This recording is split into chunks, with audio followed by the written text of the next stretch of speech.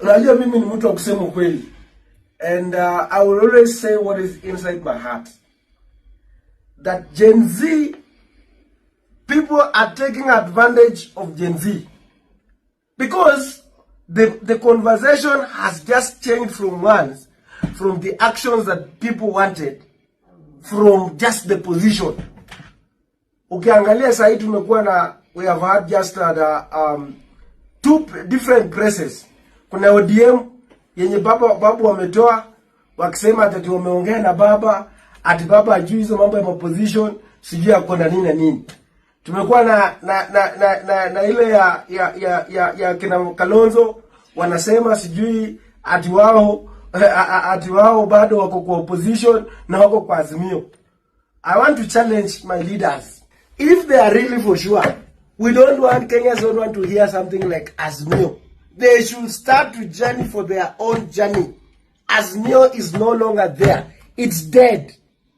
Now they are trying to micromanage tension watu ODM ati wale wenye wameenda ni positions.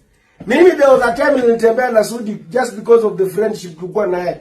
Walinitoa kwa committees. Wakanitoa kwa committee. Saa hii wao wako huko. Saa hii nimesikia at hizo positions, apart from that wameenda sasa wanataka hizo position tena, wanataka kuja kuchukua ati ndio minority kwa bunge, na wao halali ODM iko katika nini. Nimeona sasa hiyo kina Sifuna wanatoa ma statement ati wanasema sijui nini. They have boarded. Let them go to the government, let them go and play their whatever. We want to see those leaders ambao wanataka ku oversight the government, let them now just be on our own. Lakini sikuweko tusikie mamu ati baba sijui nini. So ladies and gentlemen, what the young people wants, we have forgotten what the people want. They don't want to see the house levy things. They want those things. In fact, after all, they were not even interested to see. They were only interested in actions or things that they want them to do. And they highlighted those issues to be done, NHIF issues, and those are the things that we should be discussing at the moment.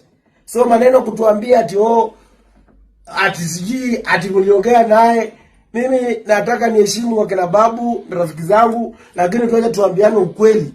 And the truth is that they are the part of the system. So to play wa Kenya ati kuwachezea game, ati kuambia ati hawako kwa hizi vitu, hiyo ni kukujua. Kenya si wajinga, Wakenya si wajinga. We want to see house levy itolewe na hiyo vitu zingine hizo, and they have the authority because the bunge now we have no voice.